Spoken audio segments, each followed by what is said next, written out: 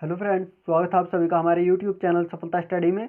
देखिए फ्रेंड्स, यहाँ पर आपको एसएससी सीएचएसएल टाइप 2 एग्ज़ाम की तैयारी कराई जा रही है, जो कि आपके डेस्क्रिप्टिव पेपर होते हैं। देखिए, ये हमारी क्लास नंबर 2 है। इससे पहले फर्स्ट क्लास आ चुकी है। फर्स्ट क्लास में आपको डेस्क्रिप्टिव पेपर से संबंधित बेसिक जानकारी दी गई थी, तो आप उस क्लास को ज़रूर देखें। उस क्लास का लिंक आपको इसी क्लास के डिस्क्रिप्शन में दिया गया है। फर्स्ट क्लास में आपको बताया गया था कि आपको अपने डिस्क्रिप्टिव पेपर में ऐसे और लेटर दोनों लिखने होते हैं। वो लेटर आपके दो प्रकार के होते हैं, फॉर्मल लेटर यानी औपचारिक पत्र और दूसरे इनफॉर्मल लेटर यानी अनौपचारिक पत्र। तो आज इस क्लास में यहाँ पर हम फॉर्मल लेटर यानी औपचारिक पत्र करेंगे। यहाँ पर हमने फॉर्मल लेटर से टॉपिक लिया है, अपनी कॉलोनी की सफाई व्यवस्था हेतु नगर आयुक्त को एक पत्र लिखिए। नगर आयुक्त को एक पत्र लिखना है अपनी कॉलोनी की सफाई की व्यवस्था हेतु। तो इस क्लास में आपको लेटर से संबंधित संपूर्ण जानकारी दी जाएगी कि आपको अपने एग्जाम में किस प्रकार लेटर को लिखना होगा। तो आप इस क्लास को लास्ट तक जरूर देखें और चैनल को सब्सक्राइब जरूर कर लें। चलिए अब आगे चलते हैं। देखिए, लेटर लिखने से पहले कुछ इंपॉर्टेंट पॉइंट हैं, इन्हें जानना बहुत ज़रूरी होता है, तो आप इन्हें ज़रूर जानें। सबसे पहले यहाँ पर जानेंगे कि फॉर्मल लेटर यानी औपचारिक पत्र किन्हें कहा जाता है और यह किन्हें लिखा जा सकता है। तो देखिए, यहाँ पर लिखा गया है कि यह पत्र उन्हें लिखा जाता है जिनसे हमारा कोई निजी संबंध ना हो। औपचारिक पत्रों में केवल काम संबंधित बातों पर ही ध्यान दिया जाता है। देखिए, फॉर्मल लेटर आपके ऑफिशियल लेटर कहलाते हैं। यह उन्हें लिखा जाता है जिनसे निजी संबंध नहीं होता है, उसमें केवल काम से संबंधित बातों पर ही ध्यान दिया जाता है। तो देखिए, यहाँ पर कुछ फॉर्मल लेटर के पॉइंट दिए गए हैं। तो देखिए, व्यवसाय संबंधी पत्र ये आपके फॉर्मल लेटर के अंतर्गत ही आते हैं, और आवेदन पत्र भी और संपादक के नाम पत्र ये भी आपके फॉर्मल लेटर ही होते हैं। और देखिए, प्रधानाचार्य को जो प्रार्थना पत्र लिखे जाते हैं ये भी आपके फॉर्मल लेटर के अंतर्गत ही आते हैं। और सरकारी विभाग को लिखे पत्र, देखिए आज जो हमने टॉपिक लिया है ये सरकारी विभाग को लिखे गए पत्र के अंतर्गत ही आता है, जो कि आपका फॉर्मल लेटर होता है। तो चलिए वो आगे जानेंगे। देखिए, यहाँ पर कुछ इंपॉर्टेंट पॉइंट्स दिए गए हैं। यहाँ पर लिखा गया है कि औपचारिक पत्र लेखन में मुख्य रूप से संदेश, सूचना एवं तथ्यों को ही महत्व दिया जाता है। तो यहाँ पर फर्स्ट पॉइंट लिया गया है संक्षिप्तता। देखिए, कम शब्दों में केवल काम की बात करना। आपको जो लेटर लिखना होता है उसमें कम शब्दों में काम की बात को ही लिखना होता है। और सेकंड पॉइंट है स्पष्टता, यानी पत्र प्राप्त करने वाले को आपकी बात आसानी से समझ आए ऐसी भाषा को आपको प्रयोग करना है। और नेक्स्ट पॉइंट है स्वतः पूर्णता। देखिए, पूरी बात को एक ही पत्र में कहने की अपेक्षा या उम्मीद की जाए। आपको पत्र जो लिखना है उसमें सारी बात आपको एक ही पत्र में लिखनी होती है। तो चलिए अब आगे चलते हैं। देखिए, यहाँ पर भी पॉइंट लिखे गए हैं कि औपचारिक पत्र लिखते समय ध्यान रखने योग्य बातें। आपको किन किन बातों का ध्यान रखना है लेटर को लिखते समय। तो यहाँ पर फर्स्ट पॉइंट है औपचारिक पत्र नियमों से बंधे होते हैं। और अगला है कि इस प्रकार के पत्रों में भाषा का प्रयोग ध्यानपूर्वक किया जाता है। अनावश्यक बातों जैसे कुशल मंगल आदि इस प्रकार के शब्दों का उल्लेख नहीं किया जाता है। नेक्स्ट पॉइंट है कि पत्र का प्रारंभ एवं अंत प्रभावशाली होना चाहिए। देखिए, आप जो पत्र लिख रहे हैं लेटर, उसका स्टार्टिंग और एंड पॉइंट बिल्कुल आपको प्रभावशाली लिखना है। नेक्स्ट पॉइंट यहाँ पर लिखा गया है कि पत्र की भाषा सरल एवं लेख स्पष्ट व सुंदर होना चाहिए। देखिए, आपकी जो हैंड राइटिंग है वो एकदम साफ़ होनी चाहिए। इसके लिए आप डेली प्रैक्टिस करेंगे तो आपकी यहाँ पर हैंड राइटिंग भी साफ़ हो जाएगी। नेक्स्ट पॉइंट है कि यदि आप कक्षा अथवा परीक्षा भवन से पत्र लिख रहे हैं तो कक्षा अथवा परीक्षा भवन अपने पते के स्थान पर आपको लिखना होगा, और कहे गए आप अपने नाम के स्थान पर लिखेंगे। तो ये इम्पोर्टेंट पॉइंट है। चलिए अब आगे चलते हैं। देखिए, यहाँ पर भी कुछ मुख्य अंग दिए गए हैं आपके लेटर से संबंधित, ये आपके फॉर्मेट के रूप में लिखे गए हैं। तो देखिए, मुख्य अंग में सबसे पहले आता है आपकी पत्र की शुरुआत पत्र को लिखने वाले के पते से करें। सबसे पहले आपको पत्र को लिखने वाले का पता लिखना होता है, फिर दिनांक लिखनी होती है, फिर पत्र को प्राप्त करने वाले का पता लिखा जाता है। ये फॉर्मल लेटर की बात की गई है यहाँ पर। फिर इसके बाद आपको विषय लिखा जाता है, जिसके बारे में पत्र लिखा जा रहा है उसे संक्षेप में लिखा जाता है विषय में। फिर आता है संबोधन। संबोधन जिसे पत्र लिखा जा रहा है उसके लिए महोदय, महोदया, मान्य इस प्रकार के शिष्टाचार पूर्वक शब्दों का प्रयोग किया जाता है। फिर आता है आपका विषय वस्तु यानी मैटर आता है, जो कि 3 अनुच्छेद में लिखा जाता है। इसमें फर्स्ट अनुच्छेद में देखिए लिखा जाता है कि सविनय निवेदन यह है कि इस प्रकार के शब्दों से आप पत्र की शुरुआत करेंगे, फिर अपनी समस्या लिखेंगे। दूसरे अनुच्छेद में समस्या लिखी जाती है, विषय से संबंधित सभी बातों को उसमें लिखा जाता है। जो इसका थर्ड अनुच्छेद है उसमें आपसे विनम्र निवेदन है लिखकर आप उनसे उपेक्षा रखते हैं, क्या उम्मीद रखते हैं, वो आपके तीसरे अनुच्छेद में लिखी जाती है।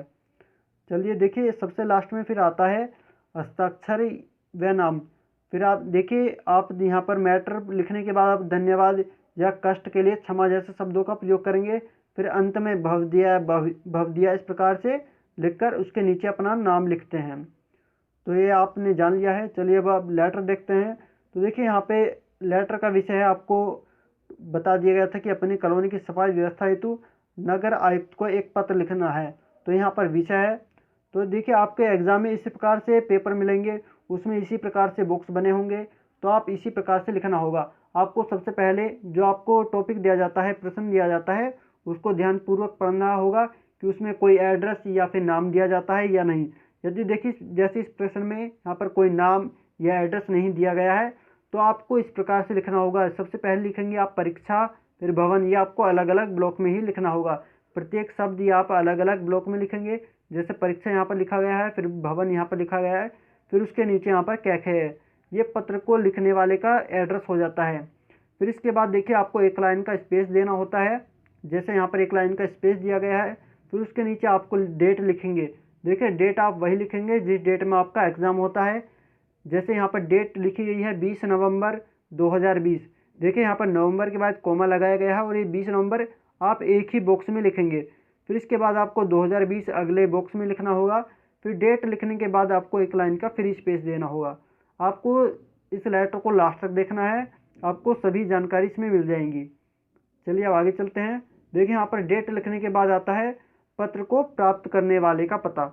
ऊपर फर्स्ट शुरू में लिखा गया था पत्र को लिखने वाले का पता, फिर डेट, फिर आता है पत्र को प्राप्त करने वाले का पता। तो यहाँ पर हमने नगर आयुक्त को पत्र लिखना था, तो यहाँ पर लिखेंगे नगर आयुक्त, नगर निगम, फिर नीचे कैखे गया आ जाता है। आपको अपने एग्जाम में भी इसी प्रकार से लिखना होगा। देखिए, यहाँ पर आपको किसी कॉमा का प्रयोग नहीं करना होगा, क्योंकि जो क्लास कराई जा रही है वो आपको एनसीईआरटी के न्यू पैटर्न के अकॉर्डिंग ही कराई जा रही है। देखिए, हमने प्रीवियस ईयर में SSC MTS tyre 2 descriptive paper और सीजीएल टायर 3 डेस्क्रिप्टिव पेपर की तैयारी कराई गई थी। हम जो स्टूडेंट्स में एमटीएस टायर 2 का रिजल्ट आया है, उसमें सभी स्टूडेंट्स के अच्छे मार्क्स आए हैं जिन्होंने हमसे तैयारी की थी। तो आप भी इसी प्रकार तैयारी करेंगे। तो देखिए, एड्रेस लिखने के बाद आपको एक लाइन का फ्री स्पेस देना होगा। फिर इसके बाद आता है विषय। तो देखिए, विषय आपको इस प्रकार से लिखना होगा। आप एक बॉक्स में लिख देंगे विषय, फिर इसके बाद अगले बॉक्स में लिखेंगे कॉलोनी की सफाई हेतु पत्र। ये आपको यानी संक्षेप में कुछ जानकारी लिखनी होती है। जैसे कि क्वेश्चन दिया गया था कि कॉलोनी की सफाई की व्यवस्था हेतु पत्र लिखना है, तो यहाँ पर लिख दिया गया है कॉलोनी की सफाई हेतु पत्र। फिर इसके बाद आपको एक लाइन का यहाँ पर स्पेस देना होगा। फिर संबोधन में आपको बताया गया था कि आप महोदय या फिर महोदया इस प्रकार से शिष्टाचार पूर्वक शब्दों का प्रयोग करना होता है, तो आप लिख देंगे यहाँ पर महोदय। देखिए, महोदय लिखने के बाद आपको यहाँ पर लाइन नहीं छोड़नी होगी, केवल आपको पैराग्राफ चेंज करना होगा। तो आपको केवल एक फर्स्ट बॉक्स आपको खाली छोड़ना होगा। फिर आप नेक्स्ट बॉक्स से लेटर लिखेंगे। तो इसमें लिखेंगे मैं येरेला कॉलोनी का स्थायी निवासी हूँ। देखिए, पत्र में यहाँ पर क्वेश्चन में यहाँ पर कॉलोनी का नाम नहीं दिया गया था, तो आप लिख देंगे येरेला, इस प्रकार से कोई कॉलोनी लिख देंगे, येरेला कॉलोनी का स्थायी निवासी हूँ तथा इस पत्र के माध्यम से मैं आपका ध्यान कॉलोनी की सफाई व्यवस्था की ओर आकर्षित करना चाहता हूँ। आपको सभी शब्द इस प्रकार अलग अलग बॉक्स में ही लिखने होंगे, क्योंकि आपका जो एग्ज़ाम होगा इस प्रकार से भी आपको अपने एग्ज़ाम में भी लिखना होगा। देखिए, आप इस क्लास को अपने सभी फ्रेंड्स के पास शेयर ज़रूर कर दें। यदि आप चाहते हैं कि आपको डेली क्लास मिले, तो आप इस क्लास को शेयर कर दें और इस क्लास को भी लाइक कर दें। चलिए अब आगे चलते हैं। देखिए, यहाँ पर आपका फर्स्ट अनुच्छेद कंप्लीट हो जाता है। फिर आप यहाँ पर पूर्ण विराम आपको लगाना होगा। ये जो फुल स्टॉप है, इसको हिंदी में पूर्ण विराम कहा जाता है, तो ये पूर्ण विराम लगाना होगा। देखिए, यहाँ पर आपका फर्स्ट अनुच्छेद कंप्लीट हो जाता है। फिर आप सेकंड अनुच्छेद के लिए आपको सेकंड लाइन का यहाँ पर नेक्स्ट लाइन का फर्स्ट बॉक्स है वो आपको खाली छोड़ना होगा। फिर आपकी जो मुख्य बातें हैं वो आप यहाँ पर सेकंड अनुच्छेद में आप लिखेंगे। तो इसमें यहाँ पर लिखा गया है कि हमारी कॉलोनी की सड़कें तथा नालियाँ टूटी हुई हैं। देखिए, यहाँ पर है फिर जिससे नालियों का पानी सड़कों पर भर जाता है। देखिए, यहाँ पर लाइन कंप्लीट नहीं हुए, तो यहाँ पर आपको कोमा लगाना होगा। है के बाद यहाँ पर कोमा लगाया गया है। फिर यहाँ पर आता है जिससे नालियों का पानी सड़कों पर भर जाता है। फिर आप यहाँ पर पूर्ण विराम लगाएंगे। यहाँ पर आपकी लाइन कंप्लीट हो जाती है। फिर आगे लिखेंगे हमारी कॉलोनी में सीवर की व्यवस्था भी नहीं है।